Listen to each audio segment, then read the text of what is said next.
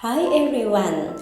Yes, today we have a special video from a person in our factory after she agreed for publish her image. And because whenever we take picture and video from our factory and our customer like her so much, like her hair also. Yes, she is the oldest worker in our factory.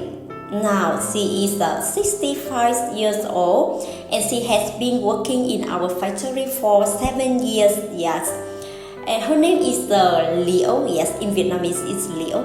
And her work is removing gray hair in natural color hair and remove light at age, and she is very happy with what she is doing because she says that she part in a part to make a very good product to customer all over the world, and she is happy with it. Whenever you see her face, you will feel very happy too, right?